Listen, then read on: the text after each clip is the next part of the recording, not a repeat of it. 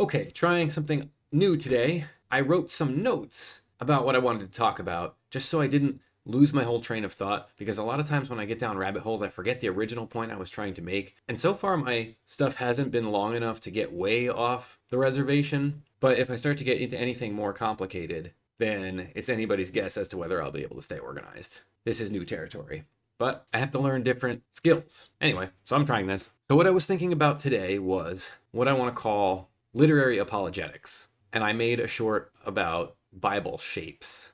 I think that was when I was talking about Superman. And that's a connected idea, Bible shapes, to literary apologetics. What it is connecting narratives to the Bible. The Bible has a huge collection of characters, themes, plots, conflicts, literary devices, even genres and styles. So prosaic versus poetic, history, genealogy, prophetic words, and even what would qualify as mythology. Though I need to point out that mythology does not mean untrue. I'm glad to hear that idea becoming a lot more popular now. I personally feel that the magic of storytelling has been lost in the modern age, and it's been replaced with this kind of simple spectacle. Like these technical marvels, the graphics are great. They're so shiny, the explosions are colorful, the sounds stir something in your chest, but they don't stir the soul in a deeper way. They just hit the base impulses. And I think a great example of this is The Rise of Skywalker. My knee-jerk reaction to watching that movie in the theater was that it was actually fun to watch. There was this scene at the end where this giga fleet of starships from all around the Republic came to Palpatine's secret planet. And in a certain sense, it was cool, but it was only a spectacle. Once you took a few seconds to think about the movie on a deeper level, it completely crumbled and it was a garbage movie. But for some reason, I enjoyed watching it in the theater.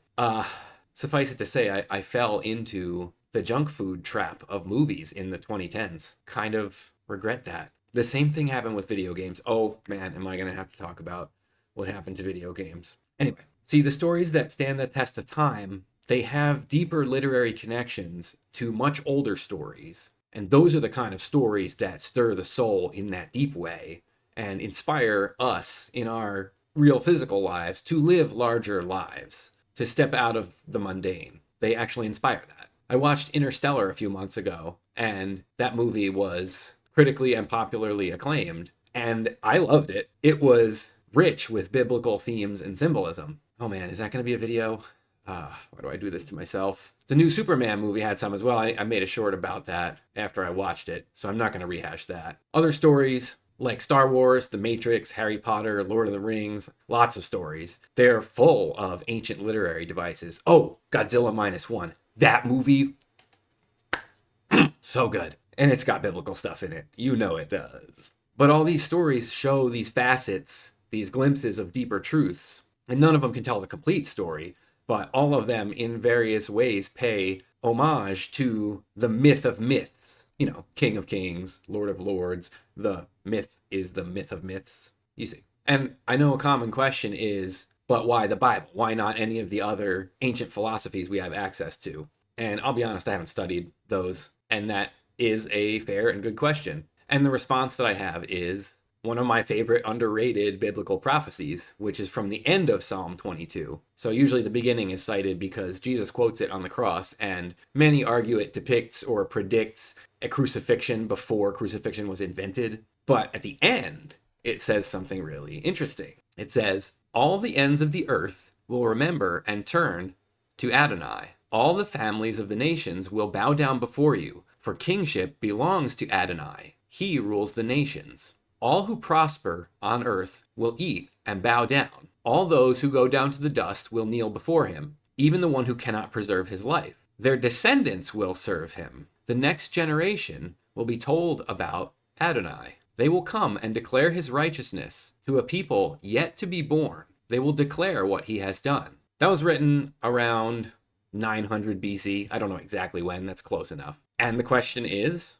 true or false? All the ends of the earth, you know, not literally every single person on earth, but there are few places left on the globe where there is not some awareness of the God of Israel and the story of Jesus. And there have been some truly valiant attempts to squash that story at various times and places throughout history. And in light of that, it does bear considering, how did Jesus, a man from a backwater town in a backwater province of the Roman Empire, who was executed on trumped up charges of sedition, who became popular for his new authoritative teachings, healings, and miracles, how did he become the most famous man in the history of the planet? And that's literary apologetics. The stories we tell reverberate that story, which for some reason has fascinated and propagated through generations across the planet over the last 2,000 years. And that's actually where my notes ran out. So from here on out,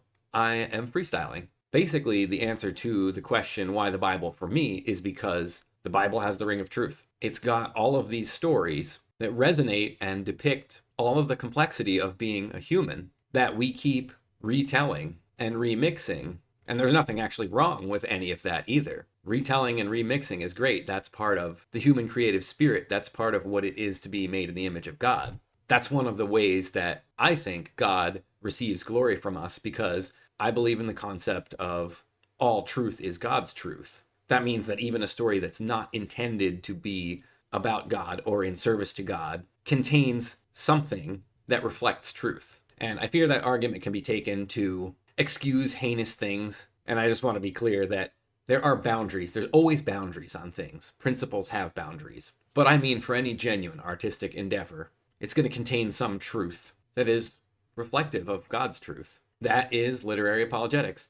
And it's something I'm fascinated by. I can't help looking at stories through the lens of the Bible. And that's because the Bible is a core narrative. It's a worldview narrative. We all have a worldview. We all have a core narrative. And maybe that's something I will get more into when I do more thinking about literary apologetics, because there are competing narratives. There are narratives that are asserting mutual exclusivity. And I think reality is a lot more interesting than that there are such starkly mutually exclusive views. I think for the most part, we are all searching for the truth in our own way.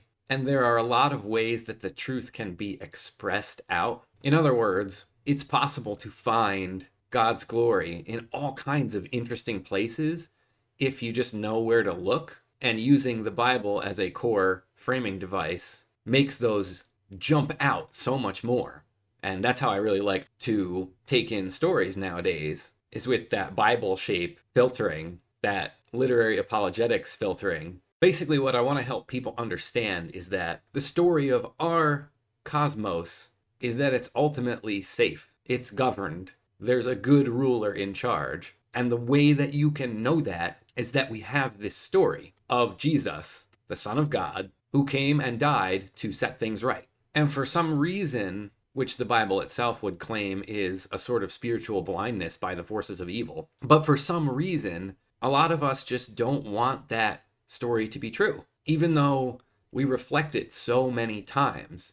The story of self-sacrificial love that conquers evil, and the story of saving the world through small acts of kindness, through simple, everyday acts of goodness. Anyway, I think one of the major flaws of the larger apologetics movement is that it goes primarily for the intellectual, and there's nothing wrong with that. I took the intellectual route through apologetics, and I thought it was compelling and extremely useful in my journey. But I think there's an emotional level to apologetics where people need to feel the truth of the story of the Bible. And that's why I'm really, really glad for resources like the Bible Project, because before that, I didn't even understand that concept myself. But yeah, the story of it all is so important, and stories operate on our emotions, not on the intellect, not on that evidence for God's existence tier of the brain.